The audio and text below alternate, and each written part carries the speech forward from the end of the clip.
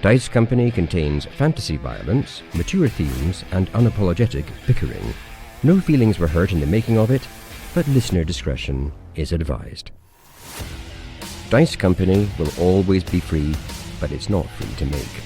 Please consider supporting us on Patreon or Apple Podcasts and get access to our weekly roundtable show Extra Roll. Just follow any of the links in the show notes for this chapter. Welcome one and all to Dice Company, where a group of old friends weave tales of triumph, heroism and despair under the guise of playing Dungeons and Dragons. My name is Tom, and I'll be your DM through the continuing adventures of this party of snarky, passive-aggressive children. Snarky, passive-aggressive children, please introduce yourselves and give the audience one fun fact about your characters. His intros are getting longer, and I can't wait for the day he trips himself up. I'll point this out now. He absolutely fucking nailed it. You came so close just then. Hello, I am Alex. I'm playing Augustus, and as suggested last week in jest, I'm doing my intro in the form of a haiku. Augustus thinks he's great, but he fears the voice's wrath. He hides his weakness. Oh my god, we're going back to ancient Japan for today's facts. Worrying. It was quite nice, I would say. Quite nice. I wrote it myself using ChatGPT. Yeah, going to edit that out, I think. People get very funny about AI. I mean, it was not very good, so it's probably, everyone who has a job that AI is coming for can be like, well, I could have written better than that. I'll give that a quarter. Fair enough. I didn't do any work for it, so it doesn't deserve anything. Hello, I'm Dave, and I am playing Benny Quez, and here is my attempt at a haiku. Look at Benny's hands, clean, well kept, free from urine. This truth must prevail. Oh, god damn it. You've absolutely nailed the haiku. I presume you're all doing haikus. Well done, everyone. That was actually fantastic. That was actually fantastic. Augustus is jealous, and AI is terrible. Tock is feeling personally victimized by all this anti-AI sentiment. I think that the haiku in a Tock voice is going to trump everything, to be honest. Yeah, sadly, I started writing it 5 minutes ago. So There really is a voice made for poetry, isn't it? I'm Charlie, and I play Vander Finnick. I also have a haiku, so here it is. A bowl of hot soup. Vander's simple joy in life. He sabers every slurp. I mean, it's accurate. I quite like that as well. Yeah, I thought that was good. I mean, my problem is that it's haikus, isn't it? I warned you about doing haikus last week. No, you were right to. And here you are all with haikus. Does it mean we get rap battles next week? No. 100%. Well, we didn't think we were doing haikus this week, and then here we are. So. And for the cherry on top of the shit trifle. Hi, I'm Harry. I'm playing Tock, and I have my haiku I wrote 5 minutes ago. Human or machine, Tock's mind churns, the choice unseen. Future's path, a dream. All right. I don't mind that, actually. That was the best of the 20 that I got ChatGPT to write for me. Yeah. Thank you, computer overlords. We take it all back. The only person who's allowed to use AI is the person playing AI. I think that's fair. Yeah. Weirdly, because I just chucked in all the intros that I've written so far into it, and there's a lot of shit talking Vander in them for some reason. Because Vander's basically a prick. Yeah. Even the computers recognize it. It means he's objectively a bad person. It's definable on an algorithmic level. Exactly. The numeric binary can tell that he's a bad person. But were we meant to be doing fun facts as well? You can't have a fun fact and a haiku ready, can you, Charlie? This is so out of character. I know, buck the trend. I again, didn't know about the haiku, didn't think we were doing haiku. So I had a fun fact. I actually prepared something. Go on, chuck it in. Why not? Okay, so you may remember that Vander picked up a book in the last episode, and he actually turns out to be quite a fan of the book, Love and Lava, particularly of the main character, a person called Idaho James, an archivist who travels the continent hunting down rare artifacts and ensuring they get stored properly. In his latest adventure, he trekked through tunnels festooned with lava at the center of a jungle and was able to return 3 magical stones and place them in size order in the museum. But Vander really likes this character, and you may find that comes out at some point. We just introduce Indiana Jones into our world. No, that's entirely original. Oh, sorry. It's Idaho James. not Indiana Jones. As we all know, my naming conventions are second to none. I can see a young Gary Pencil absolutely tearing through that book. I was going to say, mind like a steel trap. Another exceptional storyline from me. That is enough of that nonsense. Let's crack on with the next chapter of Dice Company.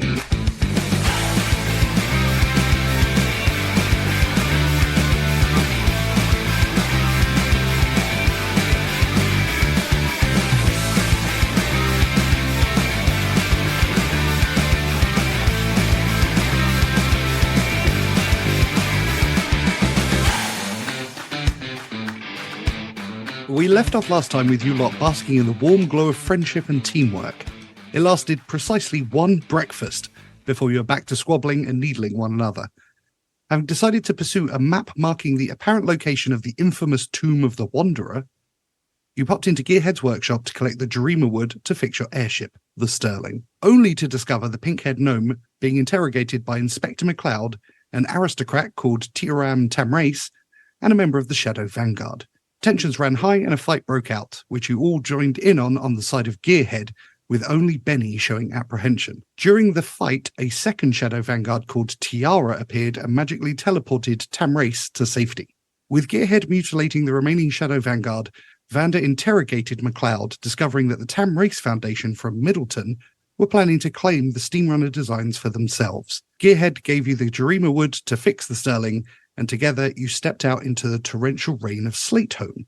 The streets are almost empty as you individually make your way to a few more shops before heading out of the city back towards the Sterling. With your belly still full of breakfast, you make your way along the long mountain path towards your airship. Alex, please roll a d20.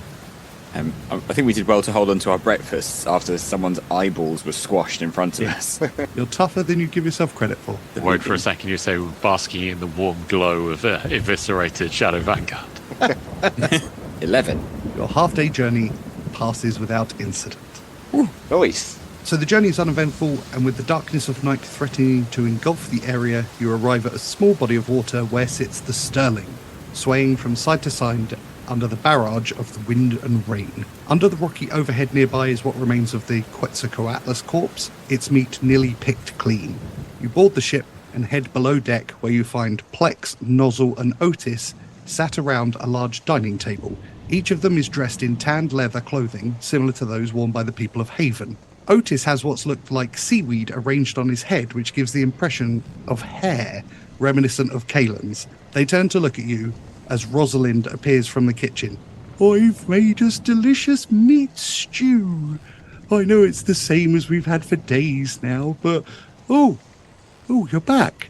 Oh, I was worried something bad had happened. Rosalind, a pleasure to see you again. As Vander comes in, obviously pleased to be back on the Sterling. I was feeling a bit homesick, Mr. Vander. Sorry, I'll get them out of the outfit. No, quite all right, Vander says, looking askance, shall we say, at the automatons, sits down fairly awkwardly at the table, still observing them, and accepts his bowl of meat soup. I think we need to be increasingly worried about Rosalind. Did we bring anything back for her? Yeah, Tock specifically bought her food. I thought we did. Yeah, good. Lenny springs into the room barking. Hooray! And rushes from Benny to Tock to Augustus and then back to Benny. Augustus frowns. Ignore the nasty man, Lenny. Ignore him. Come and have a... Beautiful role-playing there. Thank you. That's why you've got me here. You guys are heading into a long rest situation. So you have 2 days in-game time where you are safe from attack. You can remain aboard the ship and you can do whatever it is you would like to do during your long rest. What would you like to do? Well, immediately as just after Benny comes to us, Tock is going to approach Benny and fish something out his bag. And he'll say, Benny, I have constructed a gift for Lenny to keep him safe on our adventures. And he passes over some of the things you may have recognized before. Looks like a dog collar, but it's the gem. It's a tracking device that we went out and purchased. And pass you a dog collar to put on Lenny. Oh, that's really nice of you, Tock. Thank you. Look at this, Lenny. Look what you got. It's a collar. Ooh. And I put the collar onto Lenny. I said, Tock, you said it's going to help keep him safe. How does that work then? Augustus leaves the room. He's so sickened by the scene that he goes. And maybe that's how he's being kept safe. It's got my name and phone number on the little dangle. Tock will click his fingers, or at least approximately how he can, because it's not having actual fingers made of flesh. It might makes a dull thud, but he does a finger clicking motion, and Lenny the dog just disappears. Tock will say, while within 100 feet of the extra-dimensional bag of holding, Lenny the dog may be stored in a safe location. Has he popped into a bag? No, into a separate extra-dimensional space. Oh, of course. Yeah, obvious now you say it. Separate extra-dimensional space. Oh, that's very good. Tock clicks his fingers again, and Lenny the dog reappears at Benny's feet. Didn't someone say that when you're in the bag of holding, time passes really quickly? Or, if we got stuck in there too long, weren't we going to be old men when we came out? So how does that interplay with Dog here? I was going to say it's Benny back, but now it looks like he's drunk from the wrong grail. I mean, that's some kind of crazy maths I can't do. Before. If you put stuff in a bag of holding, any food spoils, any biological matter basically goes away, and there's not very much air, so humans, I think, would all suffocate basically within, I think it was 10 minutes, something like that. I mean, I appreciate they are different, but genetically speaking and in those conditions, presumably the dogs aren't going to do too well, given that they are biological matter that needs air. I mean, you don't want to put them in there and then forget how to click, do you? No. But fortunately, he's in a safe space rather than a bag of holding. So, Has Augustus left the room, did you say? Yeah, he's gone, yeah. He's absolutely disgusted by this whole situation. Where's my disappearing special collar? I say, this is exciting, then, isn't it, lads? Because Lenny can travel with us now on his adventures. We haven't got to worry about what happens if we get into fights. We can just pop him somewhere safe and bring him back after. I wonder if I can find Augustus, let him know the good news. You hear a thump through the walls. This is brilliant. Thank you, Tock. I'm very grateful. Vander stands up awkwardly from his chair and moves over to Tock, producing his heavy flintlock and holding it up to Tock. Tock, my friend, I am running light on the shells for this. I was wondering if you might be able to help me with that. May I inspect the device? You certainly can. Vander hands it over. As they start taking it to pieces, he's going to inspect it all over first. He'll go quiet for a bit and start, inspecting all the different mechanisms and parts of it. And he's going to take it down to his workshop, absentmindedly, if not stopped. No problem. Vander's happy with that. So Vander wanders back away to look at the automatons. While you guys are deciding what to do, the automatons are going to start repairing the ship properly. What's the ETA on them getting us back in an airborne state? Let's say 2 days. Plot convenient. I know. Always looking for plot convenient periods of time. What time of day is it now? It's currently evening, so about 7 o'clock. I don't know how long it'll take Tock to inspect the flintlock, but afterwards he also has something to say to Vander. We'll find Vander on the poop deck now, where all events in the Sterling take place. Smoking an exotic cheroot, by any chance? Quite possibly. Would that be near the mizzen on the aft section of the ship? What just happened? Oh, shit! The DM learned about ships! Uh-oh! Oh, my God. This just got so compelling and rich. Ships and shipping for the win! Augustus just keeled over. Sorry, interrupted. Showing off. Carry on. I hope there's more. What can Tock learn from the flintlock? Can he make the more ammunition? It was more powder, I assume, for it. Yeah, give me an alchemist supplies check, please. And Tock will guide himself with his extensive knowledge of alchemy. Of course. That is a 25. 25. 25. Yes, you successfully are able to recreate black powder to make the gun go boom. I mean, do I have like a rocket launcher now? No, you do not. Just checking. Tock's very interested by this device. I want to see if he can try and replicate one with further study. Give me an investigation check. I got no problem with that. 24. As you're looking carefully at the flintlock, you find a very small carved inscription, or engraved inscription, at the bottom, which reads, Property of Avaros. Interesting. In terms of recreating the mechanics of it, you're not sure you currently have the capabilities, but with a few months' study, you reckon you might be able to replicate it, or something similar. Interesting. Okay, Tock will return it to Vander on the poop deck. With extra shells, I take it. Yeah. How many extra shells could he make? You can add 20. Amazing. 20. Okay. So yeah, Tock will return them and the heavy flintlock, and will say, Vander, I have completed my inspections and constructed 20 shells. Oh, why, thank you, Tock. Very kind, as Vander takes back the flintlock and looks at what are clearly well-made pieces of ammunition. This is fine work, Tock. Very much appreciated. Only I'd rolled so well on combat rolls as well. Since that's going on in your head, Vander's not going to comment to that. So Tock says, Vander, whilst inspecting the device, I noticed a rune on the lower side. It made reference to the Avaros. This is an archaic term for the Overros, my creator. Very interesting, Tock. I have to say I never met the maker of this weapon, though I do know where I picked it up. Is that your question? Yes. It was in my younger years, when I was, well, in my former life, shall we say. I picked it up after a skirmish with the Empire's men. It was in the hands of a nasty captain who had been a thorn in our side for some time, and I took it at first as a memento of a battle won. Now, of course, it's a friend to me in tight situations. I'm afraid I know no more than that. With further study, I may be able to reproduce a copy of this device. You call it a heavy flintlock, correct? Vander thinks about that. Yes, that is interesting. If you can, I might have some modifications I might suggest. I would find that acceptable. A pleasure as always, Tock. And with that, Vander produces one of the items he bought as we left town. Book 2 of Love and Lava, Desire Among the Relics, and begins reading about his amazing and completely unique character, Idaho James.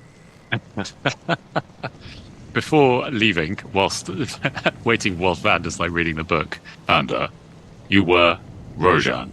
You had extensive knowledge of combat and the blade, correct? Vander very slowly dog-ears the page.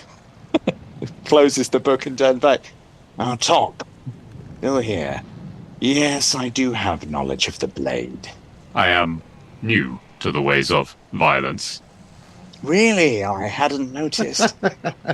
May I request instruction, tutelage? Vander takes a drag on his very exotic cheroot. I'm a bit worried we're creating a robotic sadist here. Vander's so much more than that. A non-robotic sadist, yeah. I think I can help in that department, Vander says, smiling slightly evilly. I have, in my workshop, created a copy of Tick's blade, and he will reach into the bag of holding and take out what kind of looks like a longsword, and it's sort of so it's a longsword blade with a handguard, a bit like a swept hilt, like a rapier. At the bottom of the blade, there is a section that is actually kind of glowing quite brightly, so obviously the whole thing looks a bit like a magical weapon, and he'll pass it over to Vander to inspect. Vander presumably struggles slightly with the weight of this weapon. I would imagine so. Vander, obviously pocketing his very important book, struggles under the weight of the weapon and looks very thoughtfully at something that at one stage would have been very natural in his hands, as if he's far away at another time in his life. Hands it back slowly to Tock. I always thought a spear wasn't a weapon for a true hunter. This will do nicely. I aspire to use it with competence. I think that's an excellent starting point. Vander, your passive perception tells you that this sword is not a normal longsword, as alluded to. This is a magical longsword. Tock, I can't help but notice this blade glows. I have heard of such things before, but in the past they have only glowed in the presence of certain malevolent creatures. Could you tell me more about the magical properties of the item? Out of character, it's one of the artificer infusions. I still have no idea what you're talking about. Thank you for this secret chat. That sounds like a posh gin to me. There's a bunch of class stuff with artificers that it's actually two things being combined, but in terms of how to describe that, Does the DM know? I'm assuming you do. It's a +1 longsword. it's a +1 longsword, but the glowing bit is the magical tinkering. It is a magical weapon constructed from mithril ore.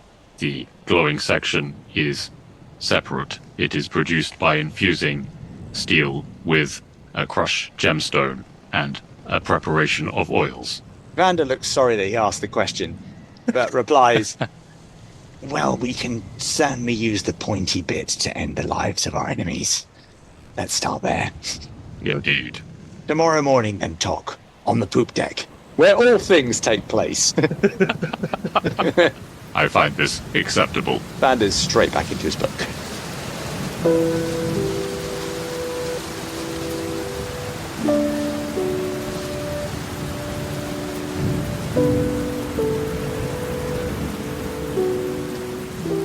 Benny would like to spend the 2 days hanging out with Lenny the dog, taking him for walks, reading his notes and journal, doing various reading up and jotting things down, and noises of kind of muttering to himself coming from his room, occasional sort of bits of crashing about.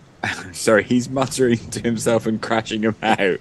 What's going on in there? From time to time. That's mysterious. Doesn't seem very Benny-ish. Is he practicing sneaking? Yeah, I was about to say, are we sure it's not very Benny-ish? He's pressed up against the wall, like sneaking down one wall. This kind of sneaking doesn't just pop out of thin air. You got to sneak everywhere. You've any idea the kind of work it takes to be quite as loud as I am on the approach? You all just think Benny's a sneaky, shooty guy. Benny contains multitudes. Does. Yeah. Worlds. Layers. So Augustus has questions for almost everyone, but I don't exactly know how we go about that, whether we want to open up some sort of conversation, like kind of out of, I guess I'm forcing you to. I hope you don't approach your real friends like this. I have questions. I need to approach you and maybe have some form of conversation. Is there anything Augustus can do that actually helps him? Like Tock seems to have produced a weapon and is doing some training. Like, is there a useful use of my time that helps Augustus become more of a badass? I was interested in this idea of hitting people with the pointy end. It's a technique we learned in the Roja now. Super revolutionary. Okay, yeah, I've cut my hand so many times trying to stab people with the handle of a sword. Actually, one thing I would like to do is investigate the book and the gem that I received from the person Tock described as a hooker prophet. That bit really makes me laugh every time I hear it, because Tom goes, hooker prophet. I had built a 3-dimensional character. How dare you reduce her down to hooker profit? Outrageous. That's the most offended I've ever been playing D&D. And you guys commit war crimes every week. Is there anything that I can... I mean, I think she advised me to kind of use that to kind of note my progress. So maybe that's what the book's for, in which case I'll definitely fill in the stuff about what... There's a diary. Well, there was specific instructions for, it's about my sort of religious journey, I suppose, which if you read my actual diary, you see doesn't contain a great deal of theology. Plus, you're obligated to call them a journal in D&D. In that case, Augustus will use the journal given to him by the hooker prophet to note down the odd experience, the voices in his head that he heard in the Temple of Tyr. So the rest of us are going to use this to get him institutionalized, right? Well, I mean, he might want to knock on Benny's door because I'm hearing a lot of mumbling and crashing around. Augustus has picked up a book called Deities for Dummies, and he is absolutely engrossed to the point that he doesn't hear all the mumbling and crashing around happening in Benny's adjacent room. Mostly Mostly muttering and swearing, not a lot of crashing. Nothing like someone nicely muttering next door to get you off to sleep. Tock, was there anything that you wanted to do for yourself? Other than doing some sword training, some fencing training, Tock will do some alchemy things in his workshop, and he's going to, at some point, try and find some mosquitoes or large flies from around the lake. Give me a survival check, please. Because he's not actually very good at that. So, And it's pouring with rain, so mosquito hunting. It's not ideal conditions, I wouldn't say. Who goes mosquito hunting? well, mosquitoes can't bite him, so he's fine. Right. I'm not sure that was the problem. No, exactly. I just... For sure, guiding himself on this with his knowledge of where mosquitoes would live. Okay, yeah, of course. That's 13. The habit. Around large bodies of water. Benny, Augustus, and Vander, as you're going about your day-to-day, each of you look out the side of the ship at different parts to see Tock running around on the shore in the pouring rain with a butterfly net. Okay, I'm going to turn to Augustus. Augustus, I think he's close to doing the unthinkable. That is how he got to the shore. He didn't bother swimming or anything. He just jumped off the side and walked. Well, we all knew this day would come. You have successfully managed to hunt, if you will, some mosquitoes. What a survivalist. Only in this group would mosquito hunting be a thing. Not giant mosquitoes, Just regular ones. regular mosquitoes. So yes, you have a collection of small bugs. Awesome. Okay, he'll go back to his workshop and continue his mysterious alchemy.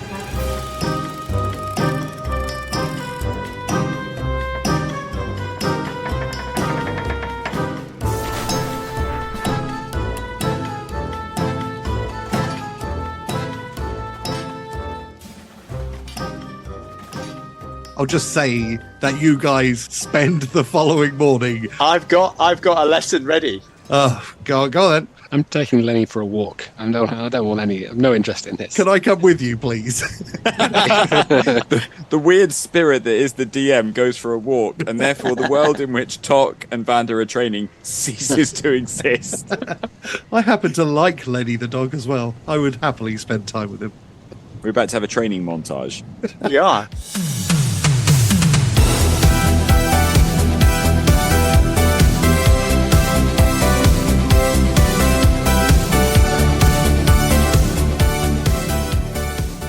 As you get onto the poop deck in the very early hours of the morning, you find Vander already up there wearing loose robes and sat cross-legged at the end of the poop deck.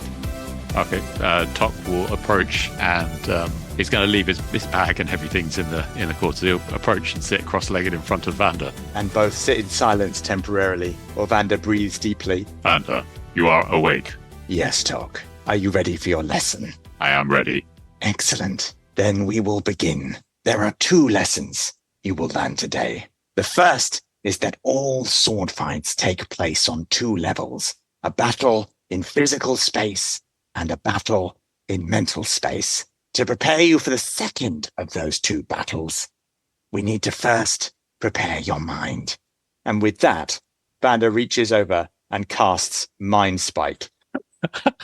My target. I thought this was just going to be some nice wax on, wax off. Yeah. So, With some 80s music blaring in the background. I didn't realize this was going to be an assassination attempt. Did you miss the scene where Mr. Miyagi kills Danielson? My target is Tock's current ability with his spear. I think if we can eradicate that, we might improve his roll. You're trying to kill his crapness at spearing. I've watched Tock closely. I think this is the best first step. You'd have to find it first. Give me an attack roll. Tock is trusting Vander, so he's not exactly resisting or. 23. Glad you didn't crit. Roll for damage, please. Perfect. A 1. That is surgical precision. Tock, you feel a sudden sharp pain in the nerve centers of your brain. Specifically, you see flashes of images of the spear and shield. And the big word delete flashing. Okay, Vander releases Mind Spike. Now, Tock, search your memories for your knowledge of the spear. Vander, there appears to be something worrying. I cannot access those memories. Excellent. then you are learning, my friend, and we can truly begin. And with that, he asks Tock to stand up, and they begin their first lesson. And this is where the 80s music comes in, after the full frontal lobotomy.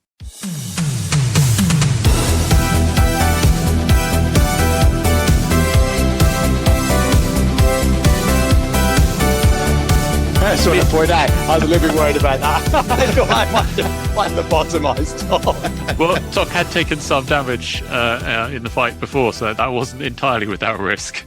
This is the debate amongst our fans. Is Vander a good guy or a bad guy? Really tough to tell. Very shades of grey. Huge respect to the optimism of the fans who think Vander might be a good guy. Those people can see the good in literally anything. The people's champion. Why did one person compare us to the Musketeers and Vander to Cardinal Richelieu? It was unnecessarily evil. Just for the official record, who are the Musketeers? Dumbass. No, there'll be no more We've already done haikus. We're not doing French literature. Moving on. Would anyone else like to do anything during this long Shipping rest? podcast. By Alexandre Dumbass. If we stick to Muskehounds, would that be acceptable? Quality programming. It is quality programming. And stop trying to distract the DM. Does anyone want to do anything else? Watch Dogtanian. Oh, actually, Tock does want to do one other thing, which is investigate that silver medallion he picked up from the liquefied Shadow Vanguard. You mean investigation check? 22. After careful study of the medallion, you realise that it is not magical at all. It's actually a method of identification. Interesting. Oh, I was going to say, Tock will wait for whenever we have dinner and show it to everyone and explain that. Do I know enough about the poison leaves that I picked up to do anything useful with them? Give me a nature check, please. You can poison yourself with them quite easily. 18. After much study and practice, you're able to grind them down into a kind of liquid which can be applied onto arrows. Okay, are we done with your unbearable nonsense? I should think so. And that was the end of the podcast. I was going to say, it seems weird to just call it off halfway through episode 11.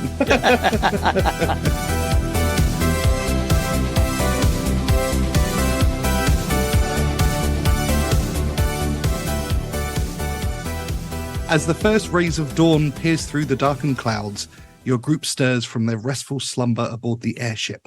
The wind howls and the rain pelts against the deck, creating a symphony of nature's fury. The air is thick with damp chill, and the sound of the rain blends with the creaking of the ship's timbers and the distant rumble of thunder. What would you like to do? We definitely want to go towards the X on the map. I've got a rope. Yeah. I've got various bits We're and fine. bobs. I've got pitons, and I've got Awesome. grappling hook, and I've got new garb as well. I've changed wardrobe. I am now wearing a 3/4 length duster, a fedora, brown trousers, boots, and I wear a whip on my hip. from Ruin Custers or somewhere else? No, it's not high quality as that, I'm afraid.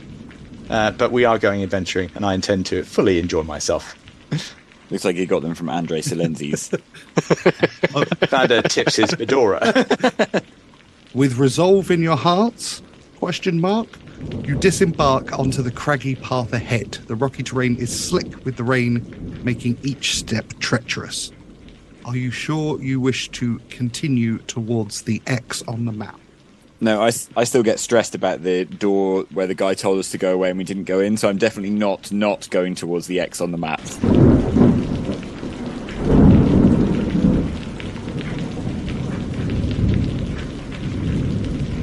As we're walking along, I want to talk to Benny. Benny, I hope you don't mind me picking up the subject we discussed yesterday that you were perhaps slightly reluctant to talk about. But I wondered whether your apparent concern before the battle yesterday related to the appearance of the Tam race man, and also whether his connection to Middleton is a connection to you, and whether the scar on your face is also somehow bound up in that tale. Tell you what, Augustus, I think that's the most you've ever deigned to talk to me in one go, so thank you for that. It's a privilege and an honour. Wowza! I love it. Continue. Thank you for, waiting till we're no longer ankle deep in gore before asking me. And yeah, the answer, to be honest, after a period of reflection, seems pointless trying to hide it. I don't know him well. We've met once. but I knew his brother, Elias. You could say we were friends there for a while. The Tamrace families, you've probably worked out, are pretty aristocratic, so you may wonder why I was friends with his brother, but Leith didn't really fit in with the aristocrats, and he sadly ended up falling in with a bad crowd, of which I was one. We were mates, and he were kind of ran with the same group I did, and yeah, we were sort of trying to make something of ourselves in the criminal world, if you like. Then Leith decided maybe he'd have a go at making something of himself without me, and decided I was no longer necessary, and that's where the scar comes from. It's also why Leith has only got one ear now, because he didn't come out on top of that one. But He tried to kill you. he had a little try. Why? He were ambitious, and he thought maybe I was going to block his progress. I think he saw me as his sort of trusty lieutenant who might stab him in back one day, which admittedly had crossed my mind, and decided to get his stabbing him back in first. I imagine he's sold quite a pretty story to his family, and I dare say if they came across me, they might be interested in chopping me up into little bits. So I'd prefer to not encounter the Tamrace family, or anyone from Middleton, for that matter. I see. Well, thank you, Benny. It's very enlightening, and I quite understand your concern at meeting that person. It must have been quite a surprise so far from Middleton. Wasn't expecting to hear the name Tamrace here in Ovik. And what did you make of his position? I must admit, I'm somewhat baffled by exactly what his relation was to the people he was with. They seem to be simultaneously his protectors and also perhaps his captors. Well, Tamrace family, pretty powerful, high up in Empire, got pals in high places, and I would anticipate that Shadow Vanguard have been told to keep him safe. As you might have noticed, he wasn't right up for a fight, so I think probably, I don't think he was a captive. I think they just decided that they needed to take charge of the situation because he wasn't going to sort it out for himself. Yes, makes sense. Thank you, Benny. And I'm sorry you've suffered in this way. It seems many in this party have had a rough road to this point. But if Tamrace family are heading towards Ovik, that might mean troublesome times for me. Well, it seems difficult for any of us to hang around in Ovik or certainly in Slateholme for very long. Perhaps we can leave it behind us and that'll be good for everybody. Yeah, I would second that idea. Apart from the poor DM who put loads of work into it. That was lovely. You guys do what you want. I'm on your side now. Let's fucking do this. Let's go. Wherever you want to go. I'll make it up. So out of character, I'm pretty sure that the Tamrace people are probably trying to steal the Steam Runner tech from Slateholme. I'm assuming that's why they're there.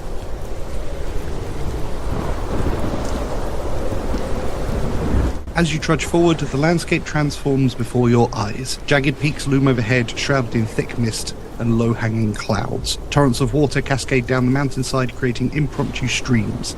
The path itself is uneven and obscured by mud and debris, demanding your full attention to avoid missteps. After what feels like an eternity of battling the elements, the rain begins to relent and the wind subsides slightly. In the distance, you spot a rocky outcropping that seems to mark the journey's end.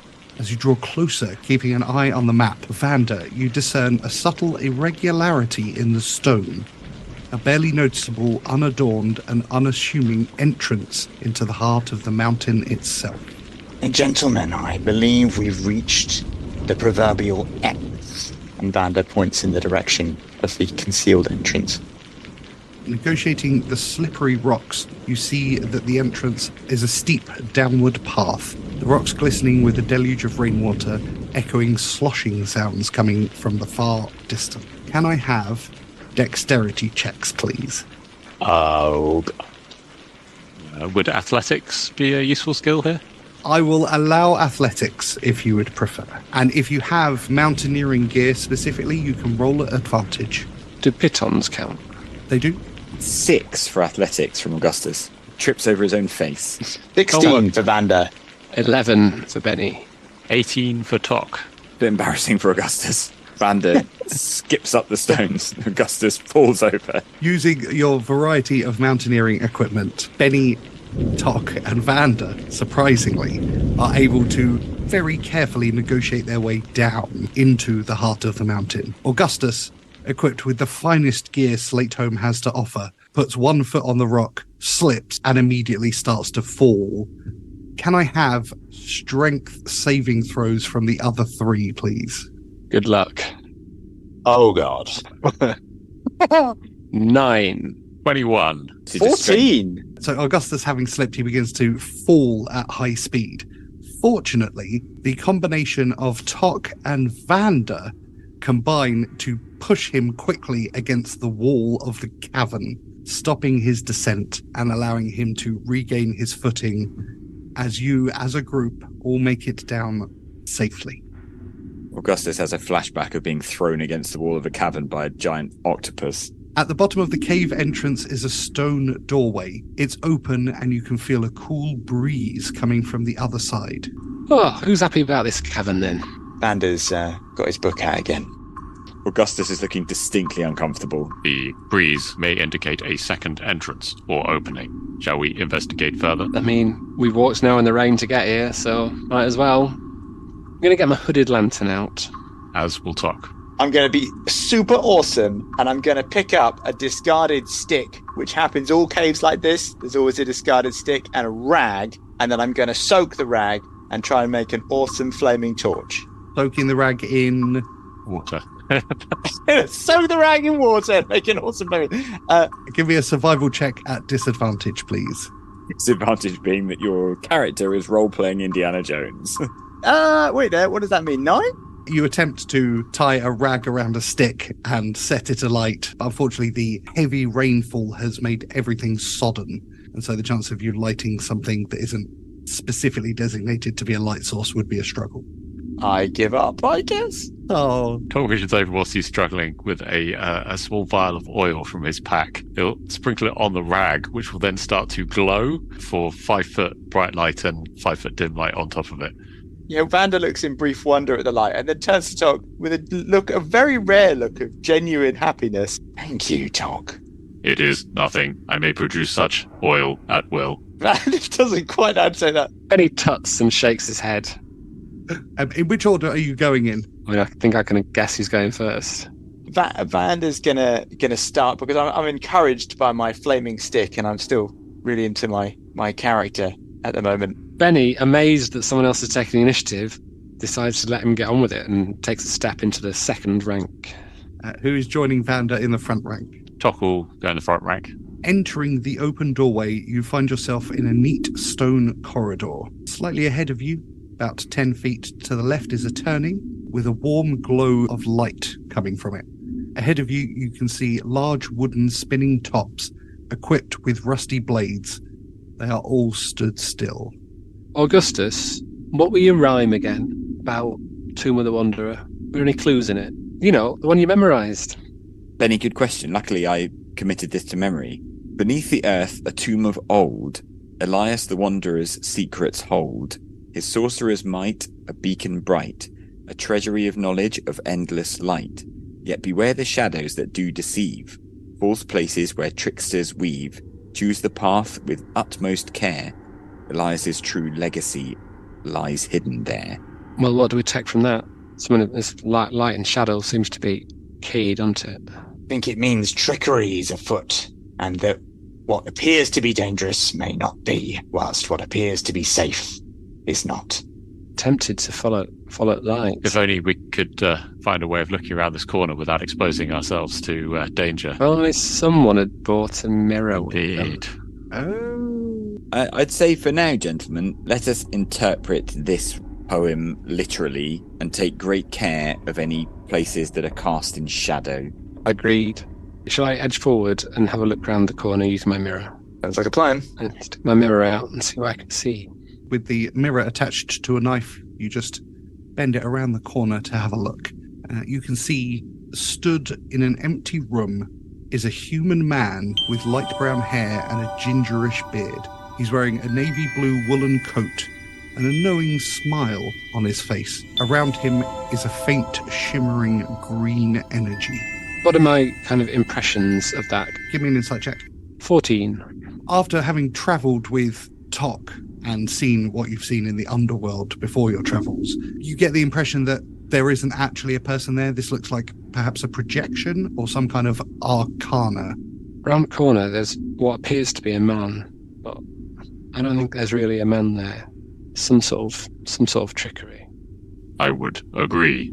It would be difficult for one to find sustenance in such a place. Proceed with caution, then, appears to be the path. Well, yes, and beware the shadows. Perhaps these false, if it is a false image of a person, that's the shadow that we need to be aware of. So let's take great care about whatever it tells us, if anything.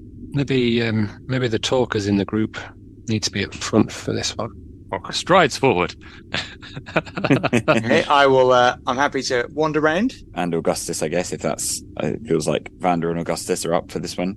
As you approach the man in the blue coat, he begins to speak. Hello there. If you see me, then we can conclude two things. One, I have passed on. Two, you are talented and powerful adventurers. Welcome to my solitary resting place. Within the walls of this establishment are a number of powerful arcane items and tomes. To reach them, you must overcome a series of trials, which will test your mental acuity, your physical prowess, and your wisdom. Most will fail, sadly. Are you sure you wish to proceed? Yes. Fascinating. Well, good luck. And with that, he vanishes. Wow, we maybe should have asked him a bit more. Okay. Well, if I didn't, because it sort of felt like a kind of recorded message, didn't it? Yeah, that's true. I feel like we might have, the speed at which the DM removed the character makes me feel like there was something we could have found.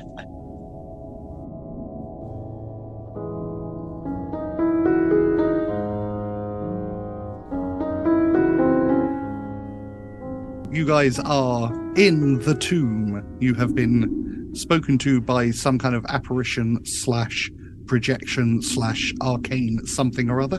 I think the DM should take 1 damage for overslashery. We assume this is Elias the Wanderer. / shut up. You're in an empty room. What would you like to do? Can we kill the DM? You can certainly try. Is there any exit to this room that's not the way we came in? There are no other exits or entrances from this room than the one you came through. He literally said that there were artifacts and things in the walls, though, didn't he? He said within these walls. Within the walls. Oh, okay. Not in the walls. Is this Tock being literal again? Tock's another one of his nuances. Quick, check the walls, everyone. Let's get out of here. It feels to me like we need our strongest people forward. I think that would be Tock and probably Augustus with shield. Let's go forward as a little Roman... What's that thing? Tarantula? What's the little Roman... Tetsudo. Let's go forward like that, slowly, because it seems like those spinning disc things down the way are potentially a bit scary. Yep. Yeah. So do we have to go round these spinning discs? Like we want to... No, these are obvious traps, but they appear to be inert. Yeah. Should we get someone who's good at detecting traps to see if there's a trigger anywhere, like a pressure plate on the floor, etc.? You think we're just about to step into a mincer where the on switch is in the middle? Why would someone build a mincer with the on switch in the middle? Ask Tesco's, Al. Can I have a look to see if there are any obvious traps anywhere? Would that be investigation? That would be a perception check. 13. While there are obviously a series of traps in front of you, they look like they've been sprung already. Can't see any noticeable tripwires or pressure plates or anything like that which would set them off. Tock, being the most resilient, can I suggest you start us off in this next walk of glory? Tock will carefully move forwards. He's going to use his spear to tap the ground in front of him to see, check for pressure plates on the floor, etc. Vander nods approvingly at this new and exceptional use of the spear. Ahead of you, you can see 2 doors on the left-hand side. One 10 feet away, one 25 feet away. The corridor seems to continue on for 40-odd feet. I guess Tock will go and check the next door, the first door. Is this more of a choice for Benny? The door is unlocked. Screw it, I'll open it. There is a very long corridor. Tock is going to not stand in the middle in case there's some kind of bolt or something that's going to get thrown through this door by opening it. Okay, ahead of you is a long corridor, and at the end of it is a metal rectangular spike trap. The trap has been sprung and lies on the floor, spike down. It should be easy to climb over. I'll relay that to the others. Do we want to go down here or? I think so. Let's follow the sprung traps to start with. We might find our way to whatever the end of the line is. Let's take the path of least resistance. Oh, why don't we have a peek through the other door first and see what's what? Okay, I guess having suggested it, I suppose I should. Let's have a little check for traps, if I may. Yep. Give me another perception check. 7. No traps. No traps. Perfectly It's safe. locked. Perfectly safe. It's unlocked. Okay. Behind the second door is another long corridor, but instead of a fallen spike trap, there is a very obvious pit trap with a 20-foot drop. Like before, the trap has been revealed, but the hole is empty. Does it look possible to go around it, or is it? No, you would have to leap over it. I reckon go down your corridor, Tock. There's a trap in here that's been sprung, but it's still got a massive pit, which we could still break our necks in if we, didn't leap over it properly. I reckon first door's probably the best option. Tock will start making his way down the small corridor pretty carefully. Yeah, it's a very narrow corridor. I'll clamber over well, actually, I'm going to try and investigate this trap just to make sure it is definitely sprung and isn't a different trap in disguise. Give me a perception check, please. 22. Is that a natural 20? That's the second of the session. Normally, these kind of traps are suspended to the ceiling with rope. This one appears to have like a piston-like device, like coil that takes it back up to the roof. It has definitely been sprung, and you can find no evidence whatsoever of it being reactivated if you were to touch it or clamber over it. Okay, Tock will climb over and take a look at the next room. Beyond the sprung trap is a simple room. It is empty other than 2 circular stone basins. Inscribed on the wall near the entrance is the following phrase in common. Without this, you'll suffer plight. It's made from the hour before night. No legs, but a tail and a head. Present to us, and onward led. Across the room from you is a door. Without this suffer plight, made the hour before night. No legs, but a tail and a head. Present to us, and onward led. What happens the hour before night? 10 minutes later. I mean, no legs but a head and tail sounds like a coin. The hour before night, dusk. Golden hour. A golden coin? A golden coin. We do have golden coins. 2 coins, 1 for each basin. Oh, this place is expensive. It's worth a go, isn't it? Not going to do any harm. We can always pick him up on the way back. Okay, Vander moves to one of the basins and drops a gold coin into it. Likewise, Augustus. Please remove a gold coin from your inventory. You each place the golden coin into the stone basin. It begins to spin and then very quickly melts and disappears. You hear a voice echo around the room. Oh, very good. I'm impressed. Keep up the good work. Really, I'm on your side in all this. And the door clicks open. I'm not sure I like that guy. You may enter. In the room beyond, you discover a horrific sight. A chest has been smashed to pieces, but it appears to be filled with the remains of a long purple tongue, smashed teeth, and pierced eyes. Can I have a nature check, please, Augustus? 13.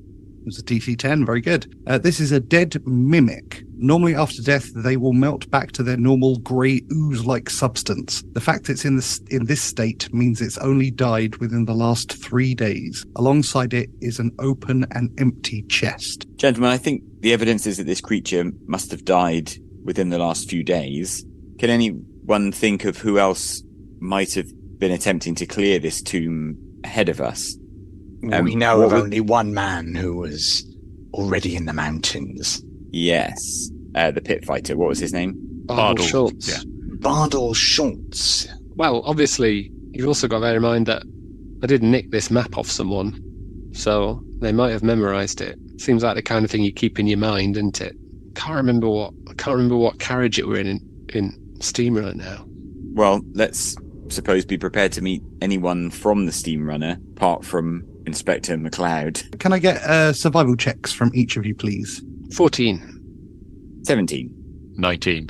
24. All of you, having seen the destroyed chest in this room, begin looking around, and you all notice humanoid-sized footprints. You also find fibers from a leather shirt. A leather shirt, the traditional wear of the local village. Bardal Schultz is suggested again, I think. Do you want to have a bet, Vander? My money is it's not Bardal. A wager? I'll bet you a gold coin. Why not? You're on, Benny. All right, then. Gold coin says it's not Bardal. Vander flips a gold coin and then catches it again. Augustus writes this in a small book, because I believe aristocrats take wagers extremely seriously. Are the footsteps leading onwards? They are. Tock will take the lead. Dom, for some reason I'm not seeing any light around my character. Have I failed to switch on a lamp in some way? Yeah, I don't think you have a lamp, do you? No, I don't think I do. Well, the surroundings are pitch black, so you'll need to stick with people who have light in order to see. Well, this is a horror film in the making, isn't it? I was going to say, similar to Vander, if Augustus doesn't have anything glowing on him, he'll pass him a small glowing crystal from his pack. Okay, so this room is split by a step running through the center. It has multiple entrances and exits. In the southeast corner of the lower step is a small campfire that has been extinguished. There is also a bedroll. This looks like it would be a smart place to rest. Can I have an investigation check, please, Tock? 27? Will that do? My God. Is that another natural 20? That's another natural 20. Tock solves the JFK assassination. Yeah. Stubbed out on the floor near to the extinguished campfire are the butts of some exotic cheroots. I will show them to the party and say, my olfactory sense recognizes this as the same cheroots that Vander smokes. Poorer quality, I think, but yes, broadly the same. Are these a widespread? I was about to say, you know that they're not widespread and they are not lesser quality. They're exactly the same quality. Okay. Exactly the same quality. I'm going to do investigation check. For what purpose? I want to know if they're literally if someone's been on my ship. I like that it's your ship, not the team's ship. Someone has been on Vander's personal 10. They look very similar to yours. You can't tell if they're exactly your stash. These are some of the finest, most quality rolled exotic cheroots I have ever seen, gentlemen. Possibly ones from my own stash. We must consider the possibility that someone has taken these from the Sterling itself. Or it's Rosalind that's been here. That's where I was going. That's one possibility, but can I just rule out this may be a stupid line of questioning, but is it possible within the mechanics of this game that Vander has been here before us? From a mechanical point of view, yes, that is possible. But it would be high-level magic to make that happen. Okay, so basically I don't need to bother suspecting Vander at this point. I mean, you can if you want. I do. Tock, also, as you're looking around, you notice that the door to the southwest, there is another spike trap, but this time with the spikes pointing up. It looks like there are holes in the floor that would allow spikes to jut out suddenly, but they are up. It has been triggered. Can I do an investigation for traps in the room? You can do a perception. Yep. 16. There are no sign of any untriggered traps. Can I have a look at this sprung trap? Obviously, the spikes are out. Does it look like you could do yourself some damage if you tried to climb over them? You're quite a master of traps, so you don't need to do a roll for this. You could easily negotiate your way through that. There's nothing to worry about in terms of damage from the sprung trap. From across the other side, down the corridor, you can see a pressure plate which has been shattered. So we, following our rule of sprung traps, mark the way. In that case, it's this one. But there's a door over there, but doesn't seem to be a trap attached. What do we reckon, lads? Lead on, Benny. All right, then. Ahead of you is a large room. To the eastern end is a statue of an angel, behind which is a stone door. To the northwest corner of the room is a raised platform, which you're stood upon, in the centre of which is a large square cobblestone that looks different to the rest. You hear a voice that you have not heard before, emanating from the stone angel. Well met, strangers. You must answer these questions 3 to progress. Which element of the arcane is the most powerful? Everyone's looking at Tock. Just in terms of how the characters are. I'm assuming everyone's looking at Tock right now. Not at the party's wizard, then. Who, me? Yeah, Okay, elements of the arcane. I mean, what are anyone know what the elements of the arcane are? It doesn't like strictly ring a bell in terms of like there are schools. 10 minutes later. Which is probably the one I'm going for here because it's the most of that's the throwing fireballs one. Did you just tell me that all the schools of magic have a bunch of spells in them? He's a bastard. Oh, my God, this It's changes magic. everything. There is one that's most powerful. Well, the thing is, this is our first dungeon in Dungeons and Dragons, so I'm a bit worried that our first dragon might appear shortly as well. I know it probably feels like your first dungeon, but it's actually your second dungeon. The first one you refused to enter until you were attacked outside of it. There was a voice politely telling us to leave. Yeah, I was going to say, we nearly got killed by literal just bats. Not magical bats, just bats. Does anyone want to hazard a guess? Because otherwise I'm going to try a smart aleck answer. 10 minutes later. Why, of course, the school you belong to. Well reasoned. Question 2. To preserve arcane secrets, would you protect with gold or iron?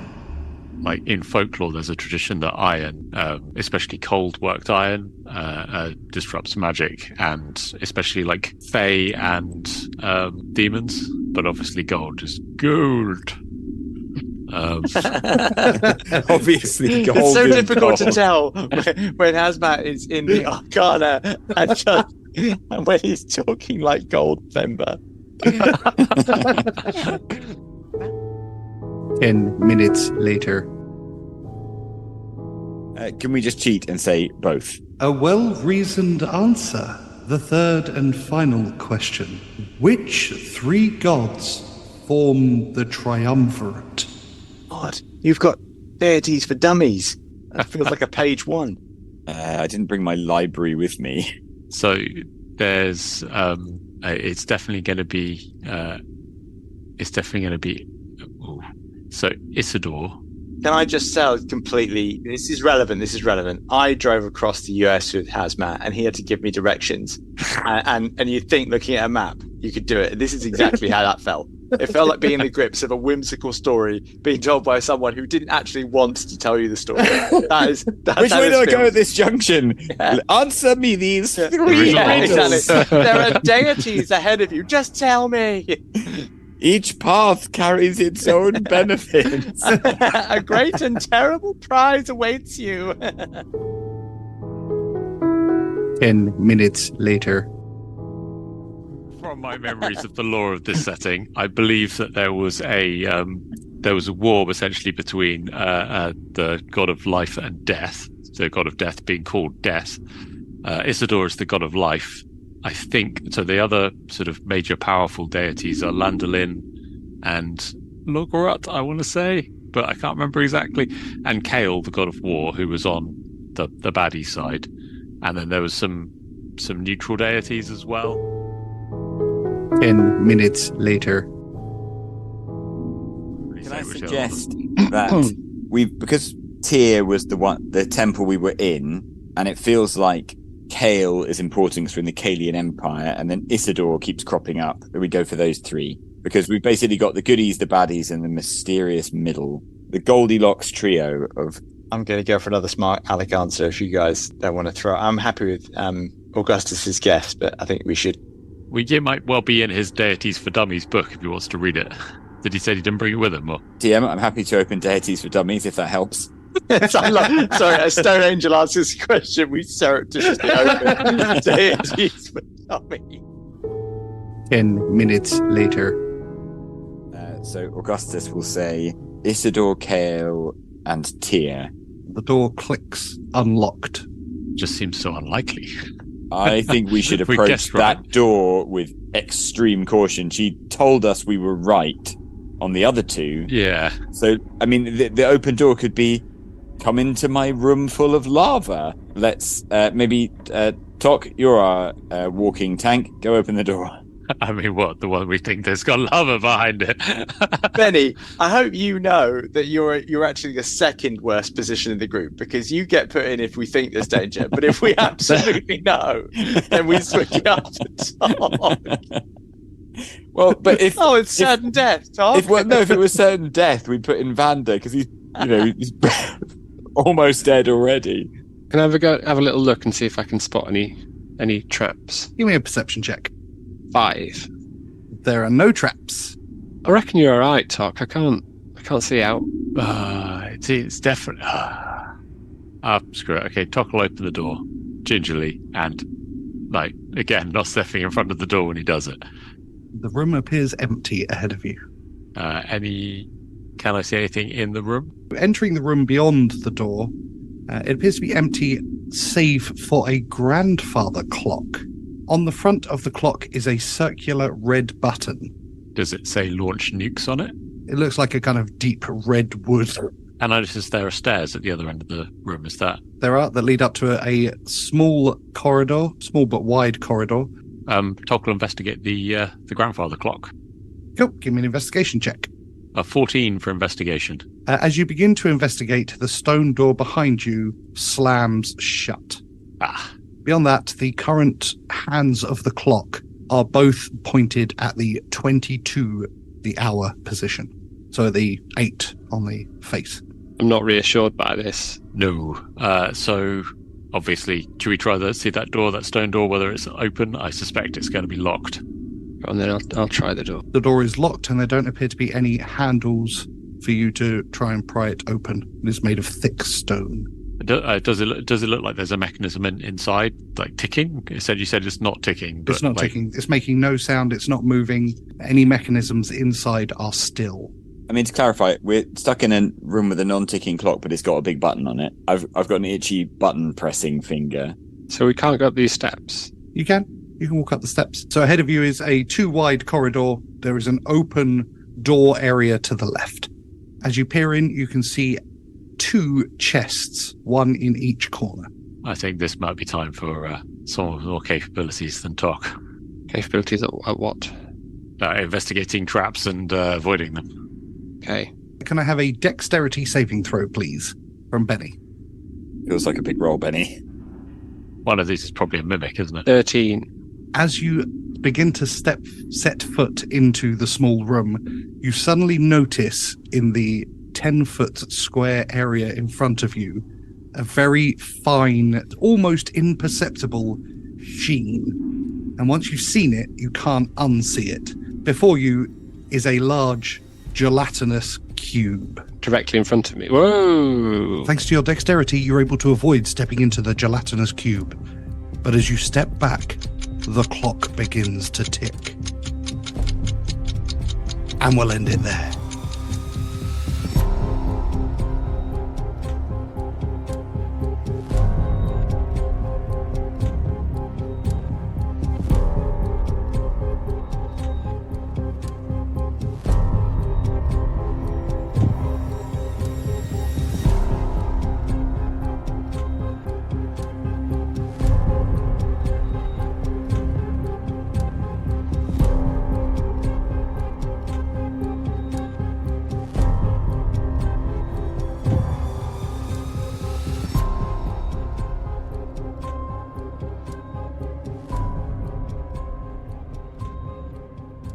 You've been listening to Dice Company's Small Embers, starring Dave Windust as Benny Quez, Alex Morrison as Augustus Zeno, Charlie Blackadder as Vander Finnick, and Harry King as Tock, with Tom Patrick as your Dungeon Master. Excited to see what the crossover between flamingo science enthusiasts and D&D enthusiasts is. I bet it's absolutely massive. I bet it's near 1-to-1. You can't even see that it's 2 circles. It looks like an eclipse. Yeah. There's just one dude who loves flamingos so much that he's got no time for anything else. Yeah, you'll find the biggest criticism is the lack of flamingos in our podcast. I don't know where it was coming from, but I got back here first, obviously, I had my headphones in. And every now and again, there's just a brief clip of audio of someone speaking. And it's it's Vander, then there's a little clip of Augustus. But everyone's mic was on mute. I have no idea where it's coming from. It was quite creepy. If there are voices in my head, that's one thing. But if there are voices in my head and they're Alex and Charlie, I'm not interested in that.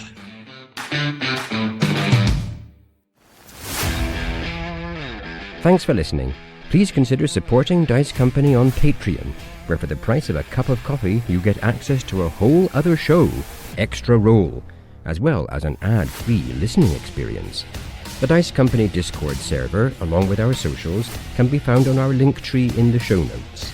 If you enjoyed this chapter, please like and subscribe, and don't forget to recommend us to your friends. If you didn't like it, recommend us to your enemies. And we'll see you next time on Dice Company.